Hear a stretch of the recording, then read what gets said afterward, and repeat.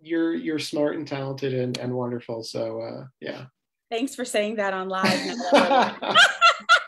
It was like right when I clicked away, I saw, yeah, and then I came back and yeah, the webinar is now live. Here we are. Hi, everyone. Welcome, welcome those of you joining Lit Friday for the first time, and welcome back Augustonians that have been with us. I want to start by thanking you all for joining us. While we are adept at finding joy in the most unlikeliest of places, and I have faith that we're doing that right now, I want to acknowledge this difficult moment where Rittenhouse has received no guilty verdict on any of the charges that were filed against him. The verdict in this matter, I believe, surely indicts the Black community and criminalizes our fight for equality and liberation, as well as those who support us. This moment should show us all that anti-Blackness poses a risk to all human rights and civil liberties. As Martin Luther King Jr. said, an injustice anywhere is an injustice everywhere. And just as a way for us to kind of clear our minds and be here together from wherever we are, I want to take a collective breath for every not guilty verdict and everyone we've lost at the hands of anti-Black violence. So together, let's inhale. And together, exhale. We have to take our breaths as a form of resistance. And I want to thank everyone for being here with Matthew and I again during this moment. I also want to remind you of what we have coming up. Don't miss our episode on December 17th at 6 p.m. with therapist Crystal Joseph. She and I will be discussing Black mental health over the holidays and probably in general. If you have advanced questions you want to send privately, you can send them to info@aacc-awc.org with the subject line of December Lit Friday. If you send in your questions to that info@aacc-awc.org email address, then those questions you have will get to me. And if you attend the reading session with Crystal and I, and you don't mind your question not being private, you're more than welcome to post it there. And in 2022, in the new year, on January 28th at 6 p.m., live and in person, we are honored to welcome Ashley Ford, the author of the New York Times bestselling memoir, Somebody's Daughter. Ford has written or guest edited for The Guardian, Elle Magazine, BuzzFeed, Out Magazine, Mailchimp Presents, Slate, Teen Vogue, New York Magazine, Allure, Marie Claire, The New York Times, Netflix Q, Domino, Cup of Joe, and various other web and print publications. So join us in person and register for the live in-person event at 6 p.m. on January 28th. And finally, at the advice of our fearless president, Janice Burley Wilson, I am allowing myself to be interviewed today. It isn't something I would have suggested myself for Lit Friday, and I greatly appreciate Janice's encouragement in having me do this. I'm being interviewed by one of my favorite poets, and luckily enough, a great friend of mine, Matt Broadus. He is a Cave Canem Fellow and author of two amazing chapbooks, Space Station, from Letter R Press in 2018, and Two Bolts from Ugly Duckling Press that is, they're binding the new publication as we speak. And congratulations, Matt had a reading last night with White Whale, right? It was just through Ugly Duckling, it was their fall book launch, basically. Yeah. Okay, well, that was amazing. Look out for Two Bolts, get it, buy it, research it, do whatever you got to do. Matt also had an amazing interview with Alice Walker that was in Publishers Weekly. So you also have to just Google Matt Broadus, Alice Walker, and it'll pop right up and read that because it was also amazing. Matt's poems have appeared in Fence, Foundry, Black Warrior Review, and The Rumpus. And he is the associate editor at OK Donkey Press and lives in Inglewood, Colorado. If you are a writer out there who's looking to submit your work, Matt is a great editor. Submit to OK Donkey Press so that way they get all of your good content. And I'm gonna thank you as well, even though you make me nervous.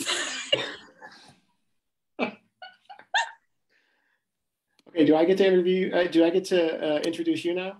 Yes. Okay, cool. All right, let me. Oh, geez. Okay. So yeah, Jessica is my great friend as well. It's my pleasure to Thanks. be interviewing her. Jessica Lanay is an interdisciplinary writer who grounds her work in Black feminist poesis. Her hybrid debut poetry collection, Amphibian, was published in 2020 and won the 2020 Naomi Long Madgett Poetry Prize, judged by Tori Derricotte from Broadside Lotus Press. In 2022, Linnae has a forthcoming short film she wrote called As I Please, produced by the Pittsburgh Symphony Orchestra, directed by Jamie Jai and And scored Jamie and Jai. Jamie and Jai and scored by Catherine Bostic. Her poetry can be found in Indiana Review, Prairie Schooner, Poet Lore, the Dr. T.J. Eckelberg Review, Poesis, and others. She has performed her poetry at the Brooklyn Museum, Lost Lit Workshop Series, the Cave Canem and Bowery Presents First Book Series, and the former Jasper Collective Women of Color editorial group reading, which she founded. Her personal and craft essays can be found in Salt Hill Journal and Black Warrior Review, where her series Freud's Antiquities was published. Linnae is also an art writer. Her work can currently be found in Bomb magazine, where she has interviewed artists such as Elle Anatsui, Howardena Pendel, Vanessa German, and Recrete Turavanija. I'm sorry, Jessica, among others. Her art criticism can also be found in catalog contributions for the Andy Warhol Museum's exhibition Fantasy America and the Washington Project for the Arts exhibition curated by Black Women as and the Living Archive. She has contributed to Nona Faustein's monograph White Shoes, published with Mac Books. As a librettist, Linnae works with emerging composer and software programmer Karen Brown to create operas that are biomythologies of underrepresented literary or historical women figures. Linnae holds a Bachelor of Arts in Art History from Agnes Scott College, a Master of Art from the University of Wisconsin-Madison in Latin American and Caribbean Studies with a focus on the African diaspora, and a Master of Fine Art from the University of Pittsburgh in poetry. She is currently a PhD student in art history at Indiana University, studying African and African diasporan arts from African and African diasporan epistemologies and philosophical perspectives. So without further ado, Jessica is going to read us some wonderful poems. Thank you, Matthew, for being patient with that bio. No, you're fine. This is the book that won the Naomi Long Madgett, yay, Poetry Award. Since then, Dr. Madgett has passed away. And so, thinking of like long legacies of Black writers that continue and scholars that continue to make spaces for us. I'm really honored to be a part of that legacy with Broadside Lotus Press. And I'm only gonna read two from here, and then I'll read some poems from the new book I'm working on, surprisingly enough. And I always start with a poem called Lilliput, which comes from Jonathan Swift's Gulliver's Travels. And Lilliput is a world in that short story collection or series where everything is very small. And so I never read anything without starting here. So here we go. Lilliput. When you died, I wanted to know everything about dandelions, the Lilliputian flowers, silver fiber bursts attached to the same base, every umbrella seed identical, mirror after mirror. We were like this once. Weren't we like this? Before the wind, please, tell me we were.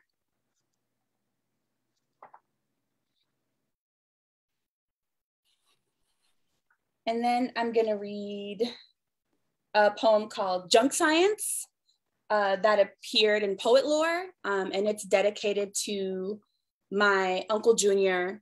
It's a year since we actually lost him, and so this is for him. Junk science. The ocean cycles. You will be a starfish someday.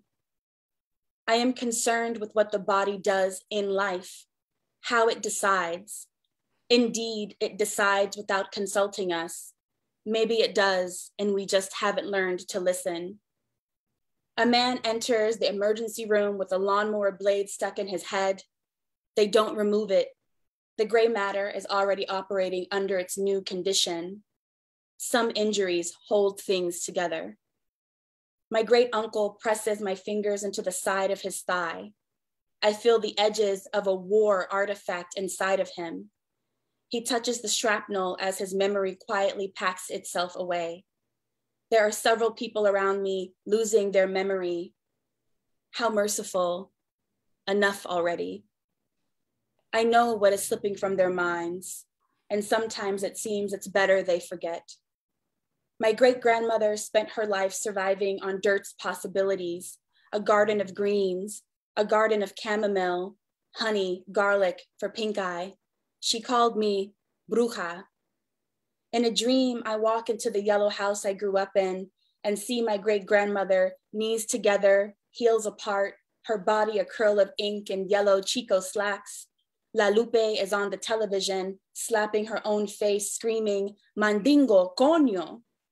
My great-grandmother copies her movements. I realize I am watching an 80-year-old woman and not a 15-year-old girl.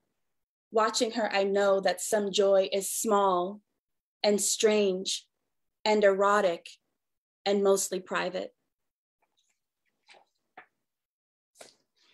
So the next poem is called Hot in That Thing, which comes from a Fred Moten article.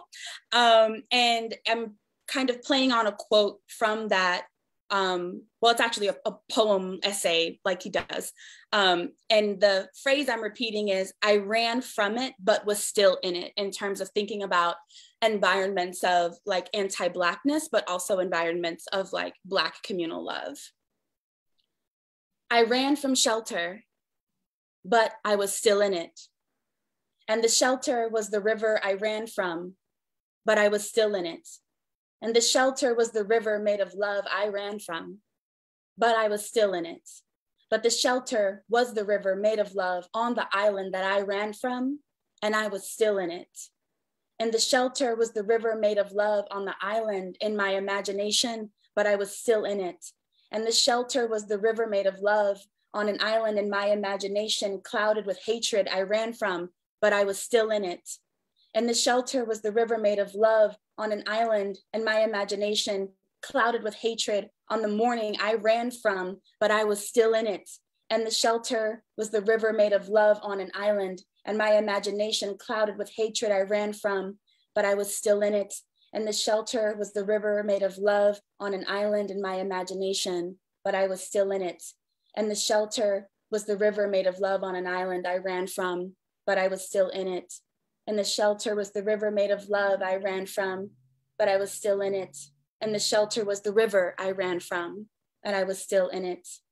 I ran from shelter, but I'm still in it.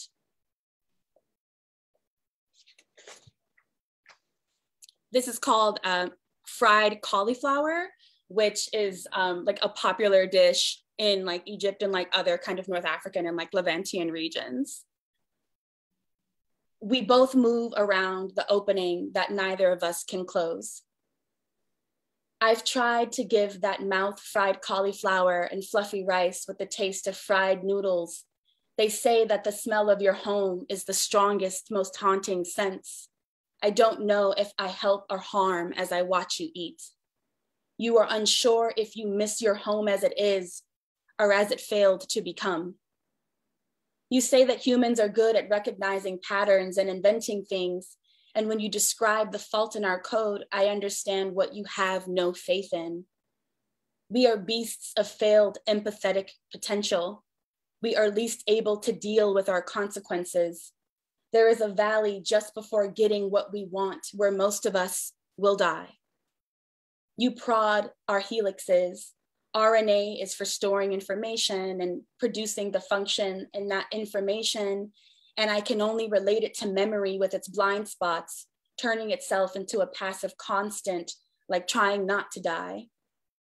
I wonder what level of deprivation can drive a beast to overcome their fear. We place our heads together. You aren't sure of the details, but you tell me a scene where a taxi driver set himself aflame in a city by the sea and then in protest refused the sea. What are we taught that sends us rabid against ourselves? If animal suicide is altruistic, what happens when we reconsider ourselves? What rights may we have as members of the vulnerable? Aristotle once told of a horse that willed itself to death after impregnating its mother. I cannot help but wonder at the circumstances for that horse, the owner, the breeder, the number of horses, the whip, the cage. What fear is surpassed by need? And may we call that natural or otherwise? You are homesick. You remind me that we are chance survivors at failed attempts at being human. We beg to take root in each other and remember each other as we remember to breathe every day. More cumin and more cauliflower. You send me a photo of our cat's doppelganger on top of a taxi in front of a turquoise door. You imagine a world where we can be there and both have what we want.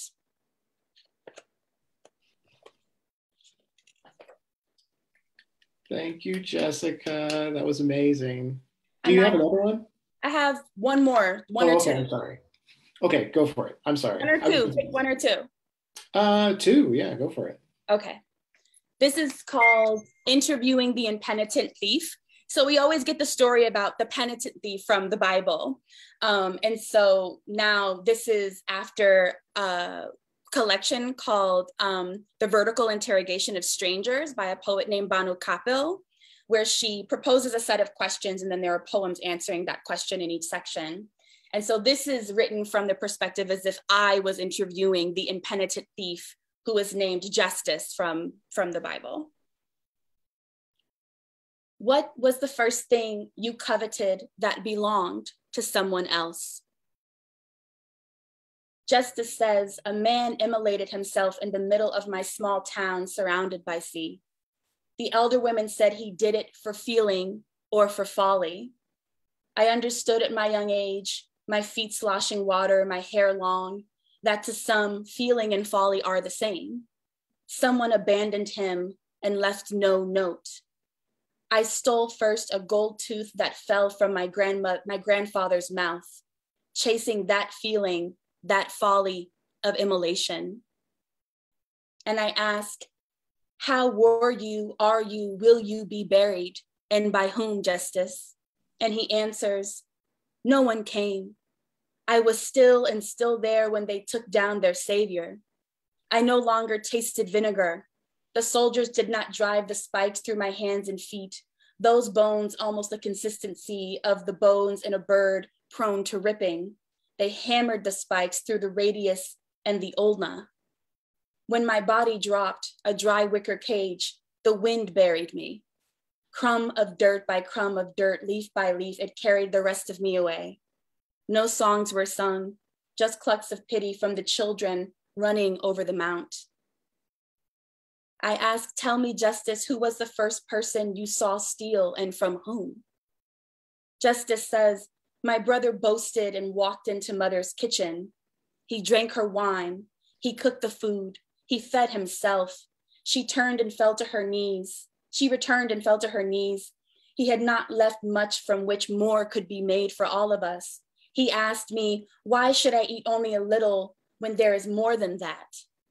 I do not recall hunger except for this as a child. Mother always portioned our millet so that we were never hungry. It lasted until she could bring more. It was not my brother, but greed that stole.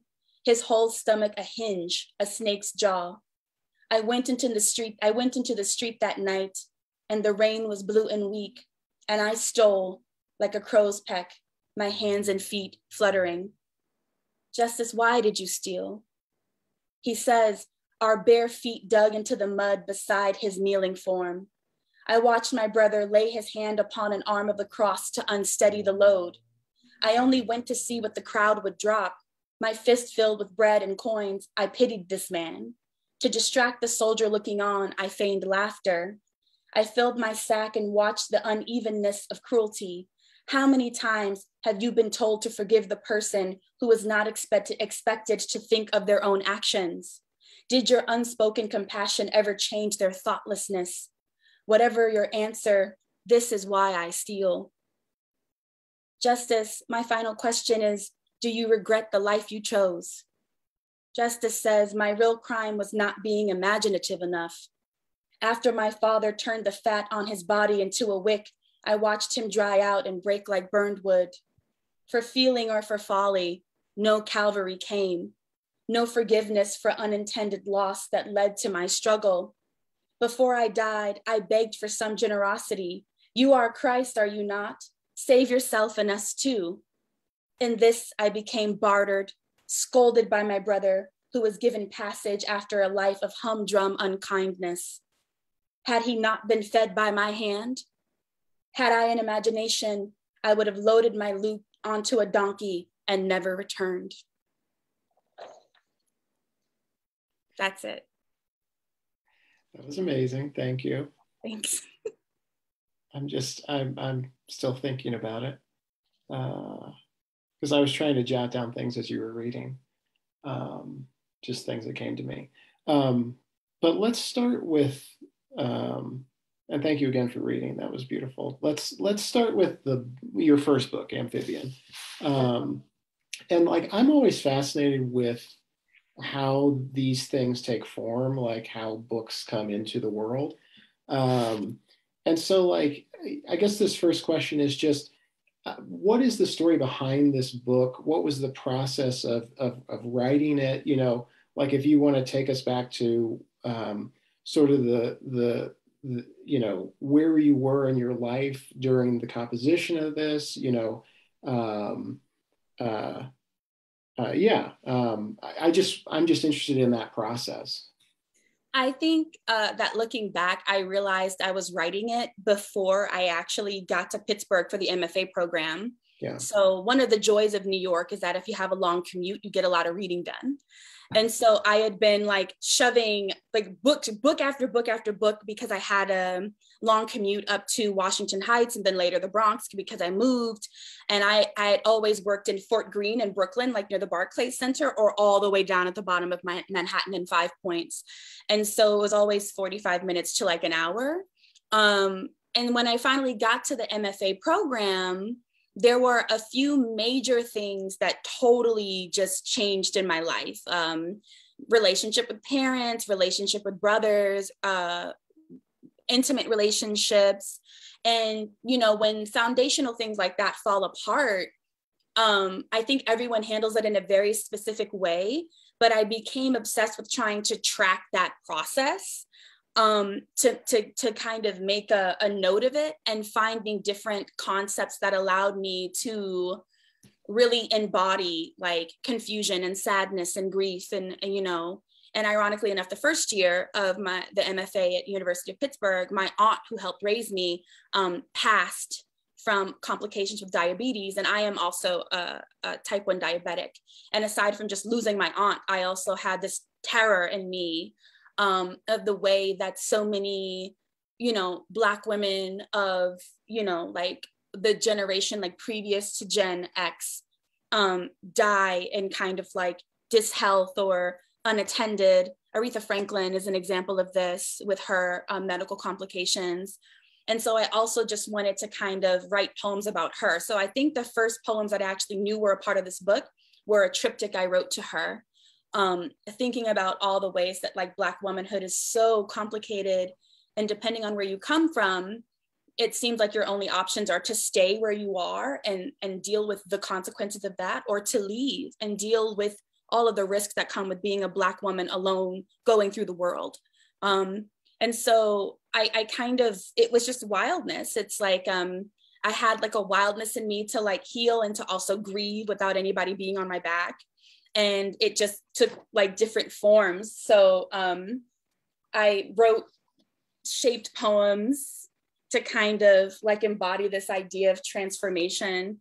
Because one of the themes in in Amphibian is transformation, and the speaker really admiring what she considers to be superpowers in animals, and her wishing she had this instant instinct to protect herself, or this instant instinct to do what's needed for survival. And then I think I took a class called The Body Now with Dr. Jules Gill Peterson, who still teaches at University of Pittsburgh, I believe. And she's incredible and amazing, but she also introduced me to one of like Freud's mentees, who's also like a psychologist, psychiatrist named Sandor Ferenczi. And I became fascinated with their rejective relationship, where Ferenczi kind of worshiped Freud, and Freud was kind of very scared of Ferenczi's ideas about, you know, humans and sex and connectivity. And I think, you know, Ferenczi, still being a man affected by the racisms and eugenic ideas of his time, had a very like brilliant and open way of thinking about humans and the ocean and our relationship to one another, which really aligned with traditions, Black African diasporan traditions I grew up with, coming from a family that's like Geechee Gullah, South Carolina, Georgia Islands, Afro-Cuban, and also West Indian. And so I found a familiarity, and I also wrote a series of letters to him that are just kind of working out some larger questions that arise when we go through difficult times, right? It's like, what does it mean to be human? What does it mean to actually confront great emotion that feels like it's like it can kind of tear you apart? And what does it mean to heal? And what do those things mean specifically being a Black woman, right? Because I think the world still takes offense to Black women centering themselves and putting themselves first. And that's a longer conversation, but that's like all of the things that kind of contributed to me writing and finishing the book. And Freud's Antiquities, that's in Black Warrior Review, was originally in Amphibian's manuscript, but I decided to separate it into its own thing. Well, yeah, thank you for, yeah. I mean, I just, when I read the book, and those of you out there who haven't read the book, I mean, you need to pick it up and read it. You'll just be struck at how many threads are weaving together in this. And I mean, that's kind of why I wanted to start there with like, you know, what is like, you know, what was kind of the impetus for this? Because you've got, you know, there's, you know, Lilliput, you know, you've got Gulliver's Travels, you've got, you know, Lewis Carroll, you know, allusions to the Alice stories, you know, your beautiful cover is called Charybdis, which you did. And yeah. I'd also, we'll get to that because I'd also like to ask you about creating the cover for the book. But so you've got Roman and Greek kind of, you know, classical allusions as well. But, you know, I'd also love for you to talk, I mean, you can talk about those, but I'd love for you to talk more about some of the things that maybe not everyone is going to be aware of going into the book, some of the other sort of threads and themes and methodologies and epistemologies that you're drawing from, because there's so much. I mean, there's Black feminist thought, there's I mean, there's just various like African diasporic, you know, sort of threads of thought that are woven into this. Can you talk a little bit more about those? I that's actually like more of a personal question than I think people would like expect. Like, I've always been fascinated with how people make story and make mythology. Yeah. And I've always been fascinated with how in certain, like, so epistemologies just means like different knowledges, right? But there are all of these parallelisms and similarities that happen, right? So if we think of Yoruban, like Ifa, like their spiritual tradition of Ifa, which exists in Brazil as Candomblé and exists in Cuba as Santeria or Regla Ocha, you know, Athena in Greece is like a warrior goddess, but then there's also like a mirroring image of like Oya, right? In the Yoruban tradition, who is represented by hurricanes, and she carries two machetes and she clears the path, and she's often performed through in ritual as like screaming and kind of spinning like a hurricane with the noise and everything, and waving the machetes or waving whips in order to clear the way.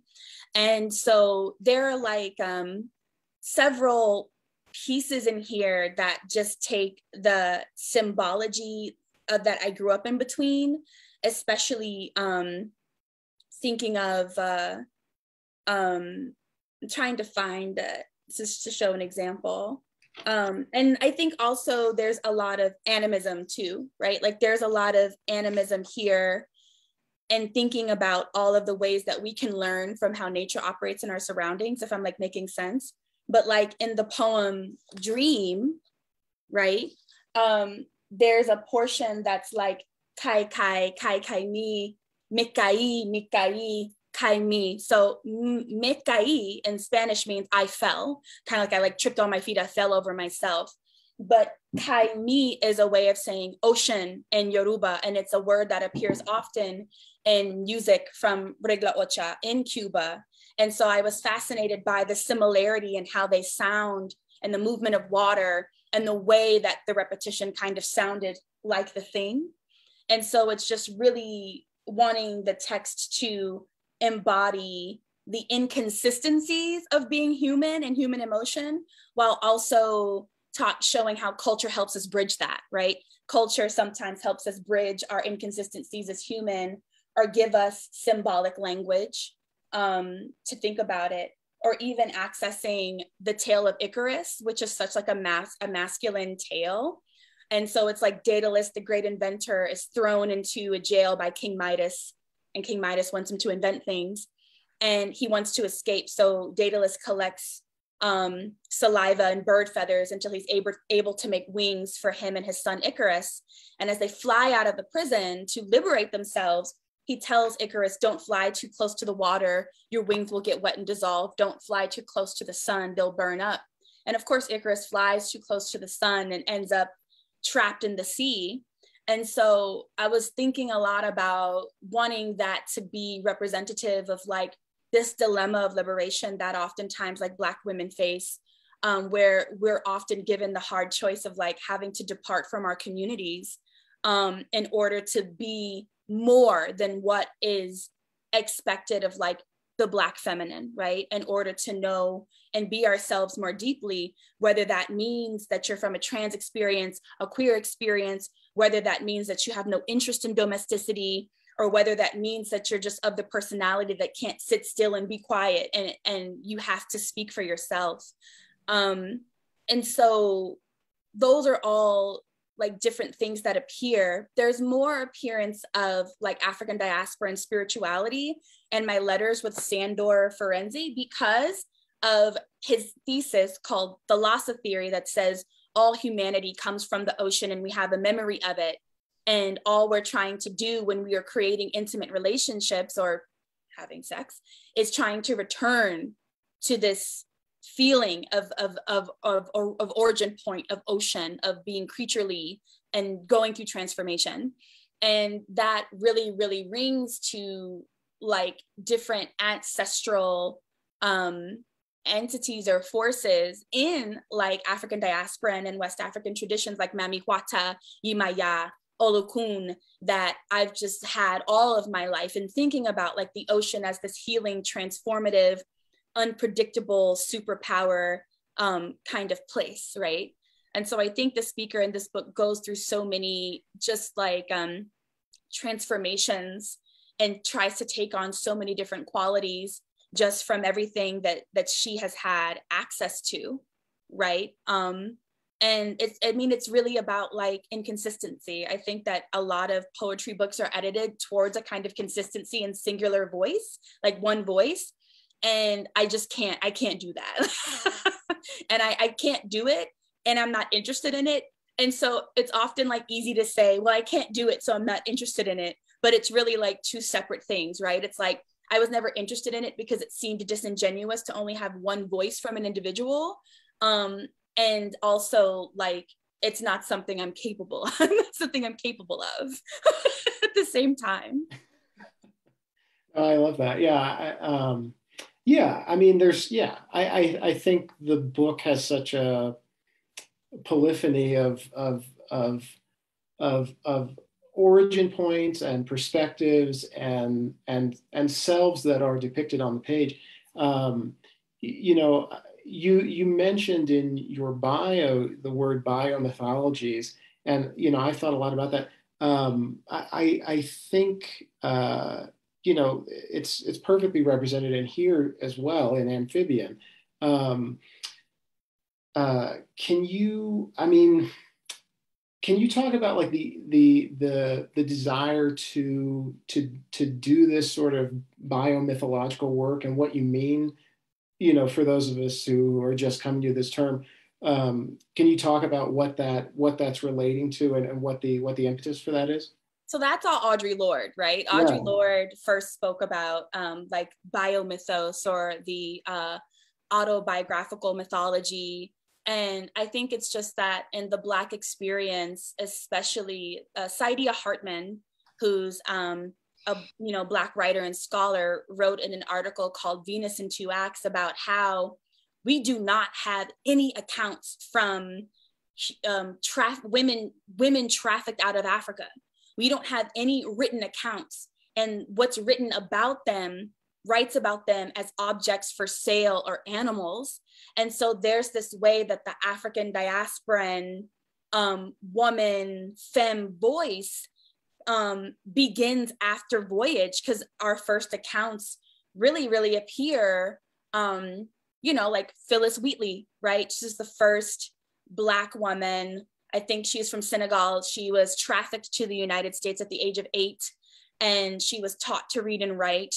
And she published all of her books. Her owners got most of the proceeds. And so when she finally earned her freedom, she did not have much. She did not have the fruits of her work, or ownership of the fruits of her work. And so there are a lot of things, I think, in everyone's Black experience, no matter where you are, in your gender identity and your sexuality, that, you have impulses and ideas and forms of ritual, and you feel like you don't know where that comes from exactly, right? It comes from like a long cultural memory and like physically, subconsciously reproducing it and seeing it reproduced through your family. But there are just ways that we're never going to know this linguistic group, this place, this exact corner. It's not something that can be retrieved in every instance if you are descended from people who are trafficked out of Africa and then enslaved.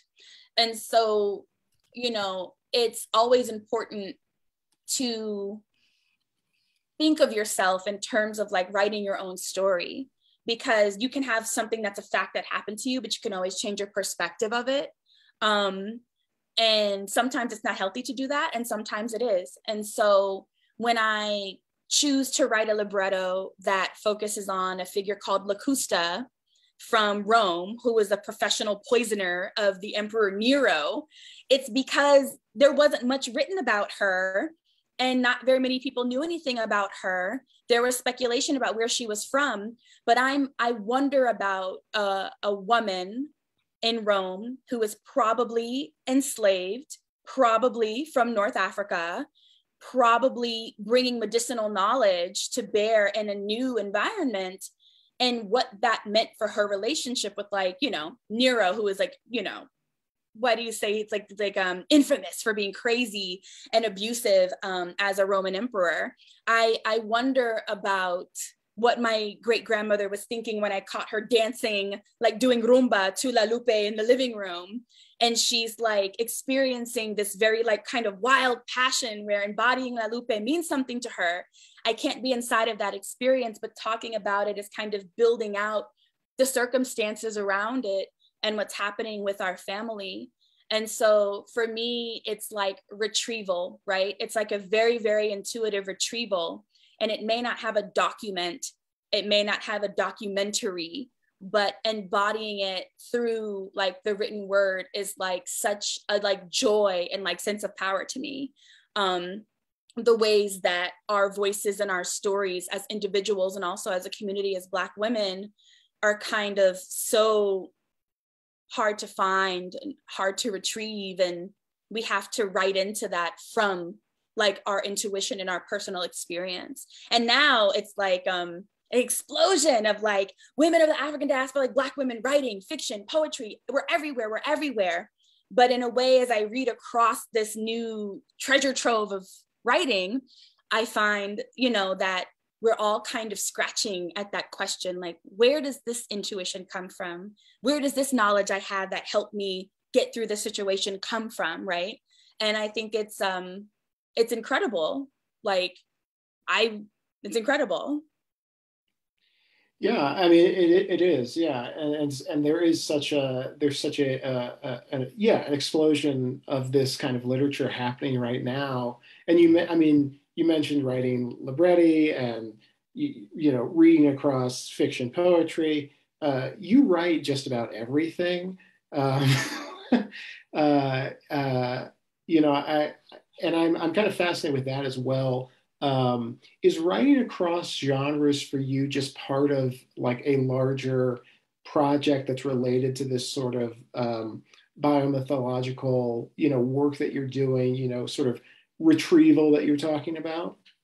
Um, I think it's two things. The first thing is that, like, I mean, when I was younger, I think my great aunts would be like, "You're mannish," and mannish in terms of like the quality in me that is my greatest gift and my greatest curse, where it's like, I want to do what I want to do, and I'm going to do it when I feel like doing it at every turn possible. And so when I have opportunities to try new things or practice new things, I'm going to take the opportunity. It's an opportunity to, like, as a creative person, put another experience in my tool belt. And one thing always informs the other, right? My first time writing a libretto was not easy because I had to be taught about libretto. I had to be taught about the composer librettist relationship, which is traditionally very contentious. But me and my composer, Karen Brown, we were very intentional about having like a very intimate feminist rhetoric and equalness between our work and what we do, because traditionally, you know, like the composer gets paid everything and gets to pay the librettist whatever they want. But having in our contracts and writers kind of be like, no, like we're equal partners, or taking the opportunity to shake up traditional stuff in like different genres. And so like hybrid is always what's most exciting for me, which sometimes is kind of like trying to put like a square knot through a triangular opening where you're just like hammering, you're just like hammering at it and you figure out it's not going to work. But other times you figure out how to turn one shape a very particular way to get it to fit through, right? That opening that doesn't match its shape. And it always feels like magic. But I think it's like, I think people answer this question technically too, like, oh, there's like a technical way to do hybridic work. And for me, it's like very emotional. You know what I mean? Like, however I think of lines, or rather, as I've often described, like receive words, receive lines, and am given text in my head. Sometimes I'm given text and it's sung. Sometimes I'm given text and it's very quietly spoken. Sometimes I'm given words and it comes in a stream and I realize it's a story. And I think that if I thought about it like more, that I could identify like a technical aspect to this, but it wouldn't feel as much like conjuring as it does when I hear something and the way I hear it dictates what form I become excited about putting it into. Yeah. Yeah, that's fascinating. Yeah, yeah. That idea of receiving like language and it being so felt and so embodied in a way that is very different from. I think, you know, I think, you know, there's a compositional mindset that is, you sit down and you think really hard and you come up with some poems. And you know, I don't know that anybody actually writes like that. I mean, I guess some people do, um, but you know, that brings me also to like your academic work, and I'm just fascinated with like this. You know, it may not be a dichotomy, but I'm interested in the relationship between this sort of conjuring that you're talking about, this sort of receiving of text, that is so tied to your creative artistic work, and how does that how does that jive with your academic work? How does that, you know, how do you have to kind of compartmentalize in a way, or um, is there a way that you can make your academic work feel, you know, as embodied and conjured and, you know, received as your creative work? There's a poet, I can't remember, was it Baudelaire? I think it was Baudelaire. I think I may be wrong too, but it's like theory destroys poetry, right?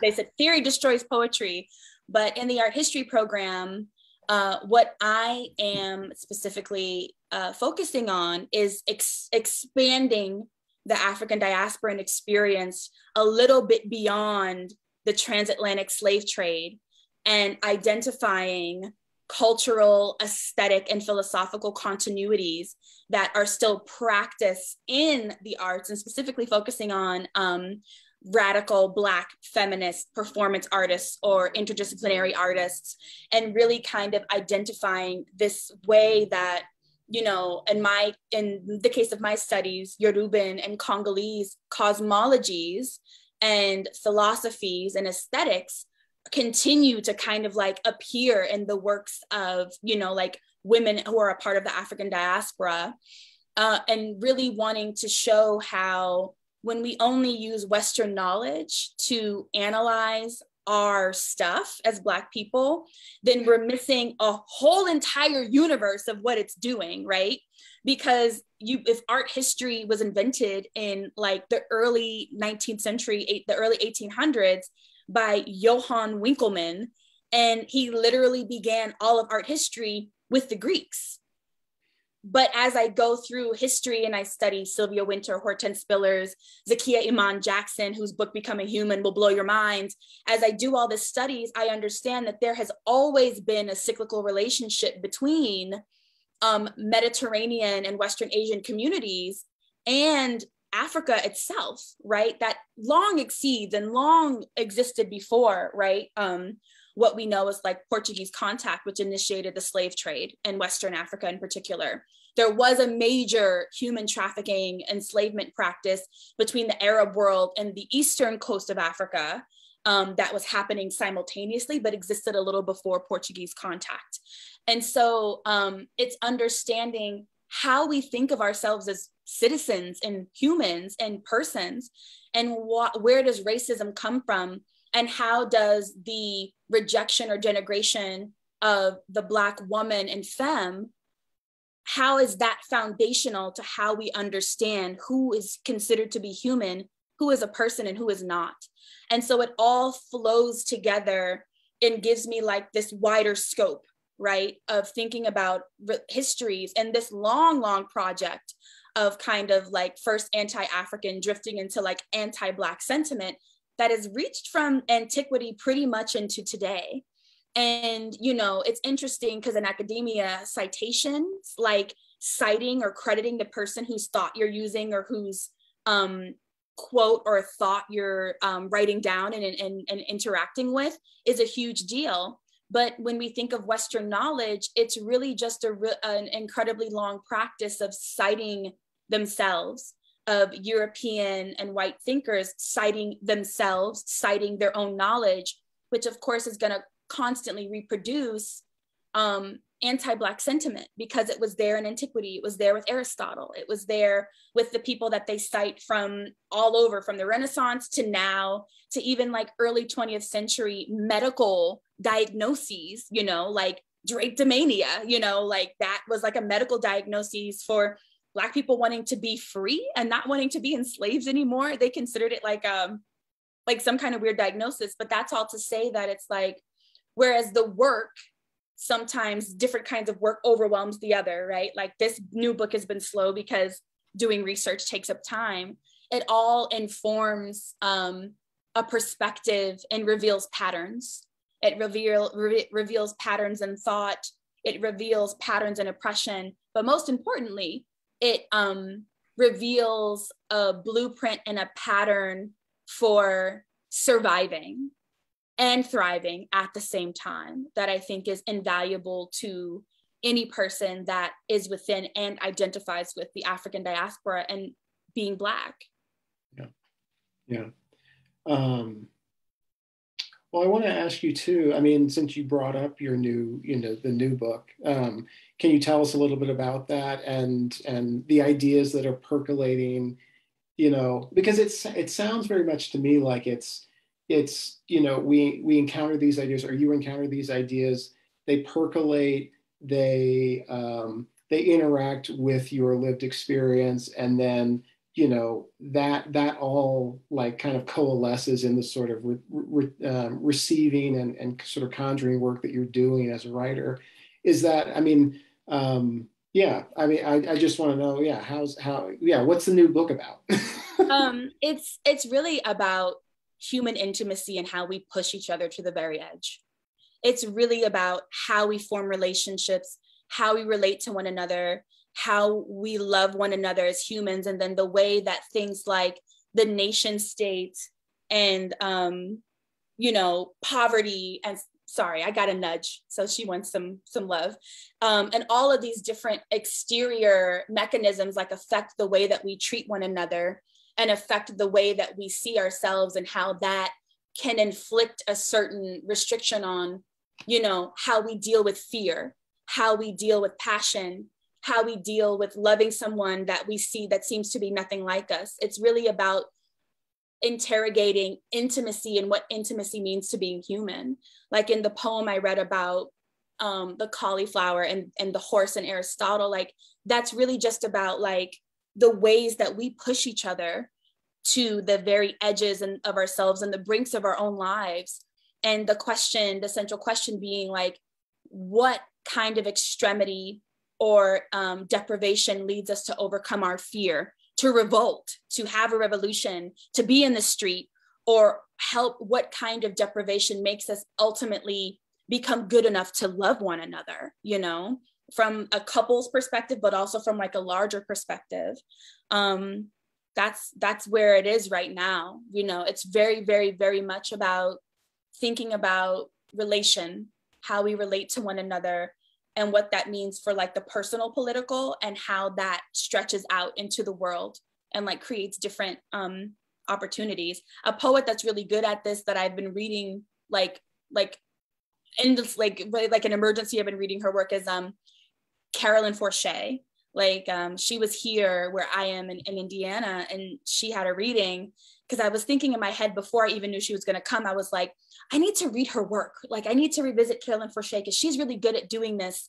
And I need to learn some things. And then I was walking across campus and I saw this poster that was like, Carolyn Forche is going to be on campus. And I was like, great, that's wonderful. So I had that serendipity and I'm excited about it.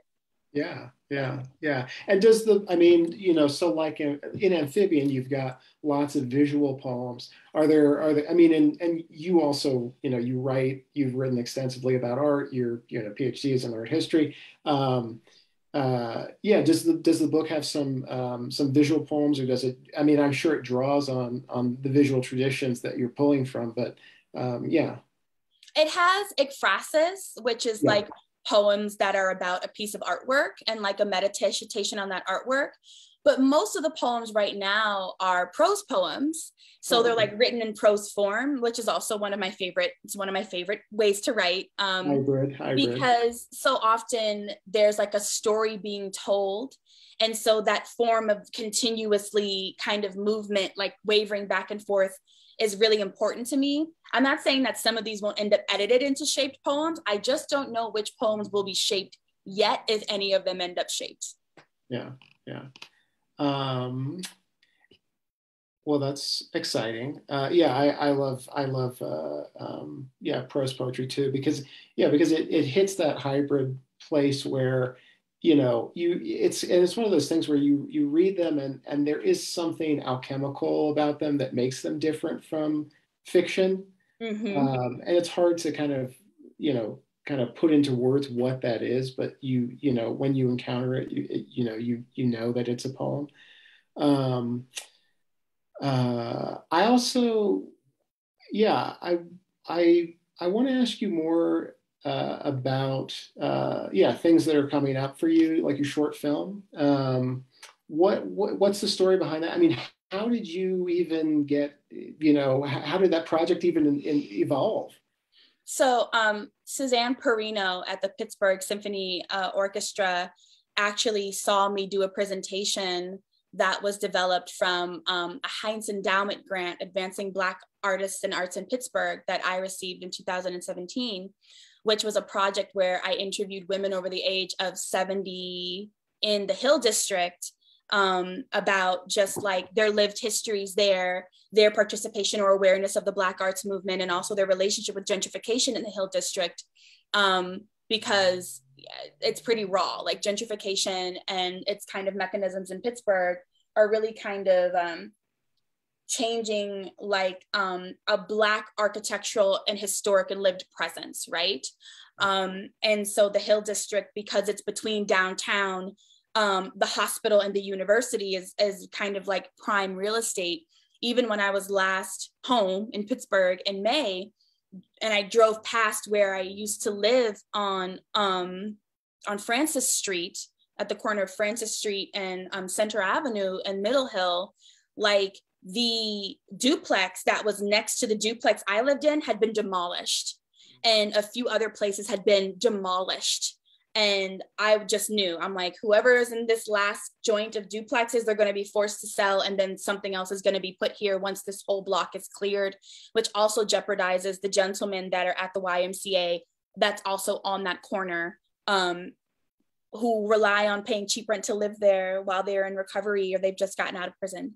And so that's the project. I did a presentation and Suzanne saw it and she was like, oh, I want to work with you. So she commissioned me to write a poem for Lift Every Voice not last year, the year before last. And Tamara Tooney, the Tony Award winning actress who's went to Carnegie Mellon, is from Pittsburgh, read it with Damon Young. And I was like really jazzed that like Damon Young, two Pittsburghers, like really, really famous, talented Pittsburghers, got to read the Cento that I wrote, which is a poem of 100 lines. And within that poem was Toni Morrison, James Baldwin, and lines from librettos that Jesse Norman, who was like one of the first major global Black opera singers who had died that year as well, won. And so from there came As I Please, and working with Jamie and Jai, who's a Pittsburgh based amazing photographer, amazing director, amazing video artist, incredible, so many wonderful things happening for Jamie and Jai, who is doing all the visuals, and then Catherine Bostick, who scored the Toni Morrison documentary, is scoring the film. And so it's just like, it's short, it's 10 minutes. It's going to be presented at the next Lift Every Voice that's coming up in February. And it's it's a great source of joy for me to have worked in concert with such amazing people, someone as encouraging and organized and thoughtful as Suzanne, and just like geniuses like in Jamie, and wonderful eclectic souls and genius like Catherine Bostick. Like, it was incredibly humbling. But that's the next thing that I can talk about that is really exciting, and I can't wait for it to be like shared with the Pittsburgh community and hopefully beyond. Yeah.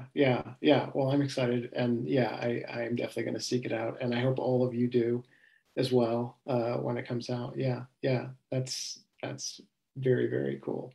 Well, I think we're you have a plane to catch, my friend. I have a plane to catch. So I could talk to you for another hour easily, but I have a plane to catch. So thank you so much. And I just hope everybody recognizes you have such a generous way of approaching the work. You're drawing on so much contemporary and ancient.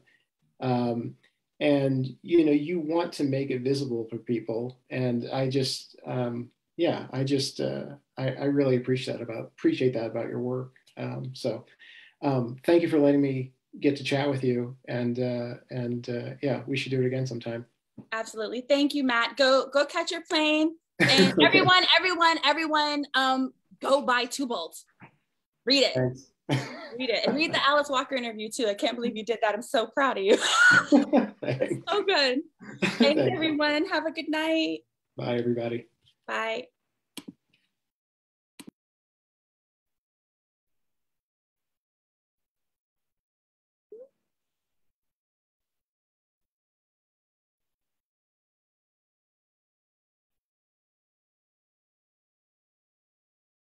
Bye. Thank you.